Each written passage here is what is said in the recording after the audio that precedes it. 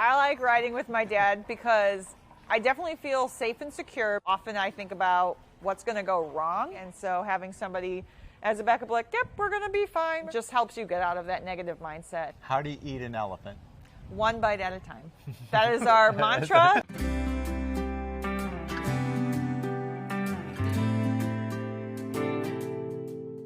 Riding a bike across the country, that's a tremendous feat in and of itself. But imagine doing it on one of these, a high-wheel bike.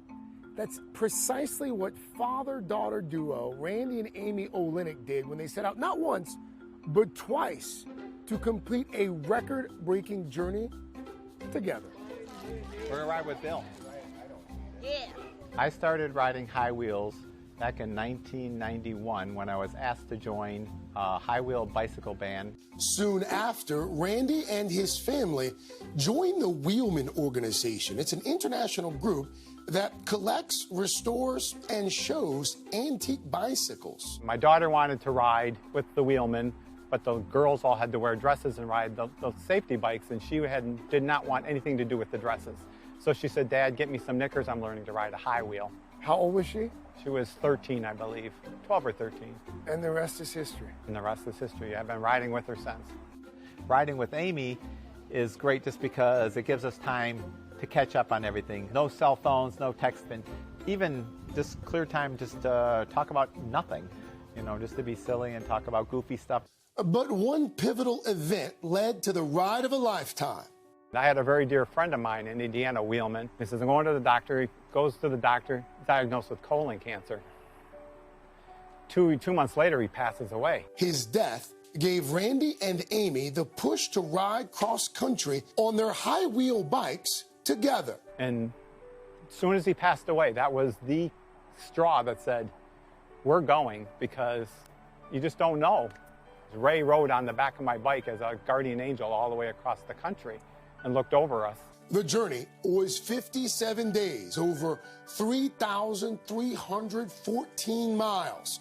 They started in San Francisco and ended in Boston, Massachusetts. Let me tell you the count. 3,314 miles. That is right there. I definitely learned a lot about my dad during the trip. He's the map person, but I'm the Google Map person. And of course, when you're out riding for hours, you want to talk about something. I would try and ask my dad about like his past, because as a kid, you don't ask your parents about those things. Amy was attempting to be the first woman to ride across. Unfortunately, another wheelman started several months before us. So I started thinking, you know, I enjoyed the trip so much, I'm going north to south. And I told Amy, no woman has done both. So you're number 2 there, but if you do this, you will be the first woman. And of course, Amy said, sign me up. So we started in Sault Ste. Marie and then continued down through Michigan all the way down into Florida. When you were on that cross-country track, what surprised you most about your daughter? When you raise your children, you know, you raise them up to like 18 and you send them off, but they're always kids to you. But she came back as an adult, so I got to learn what a great adult she had turned out to be. So it wasn't until after that it really dawned on me how special the time was. You're trying to get across the country and everything, but after the fact, when someone comes and says, that's the greatest thing you did with your daughter, and you're thinking like, yeah, it really was. Why was it so emotional when you finished that trip with Amy? When you finally get to the end there, you've made it, and you're sitting there with your daughter, and you know, she reaches over and puts her arm around you, and it's done. And you just get like this, to be there with her, to experience that. But making memories, I would imagine. Yeah. Yeah.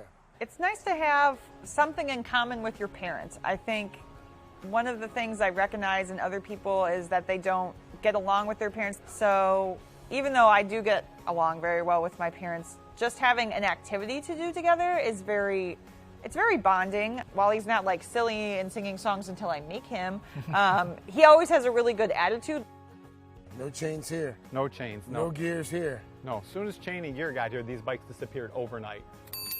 But you do have a bell. You do have a bell. Get the horses out of the way. Oh, that was the purpose back then? Back then, yeah. And what purpose does it serve now? Get the people out of the way. And by people, he means me. While I wasn't ready to ride myself, Randy did show me how it's done. Oh, here we go. Here we go. Holy smokes. You make it look so easy. You make it look so easy.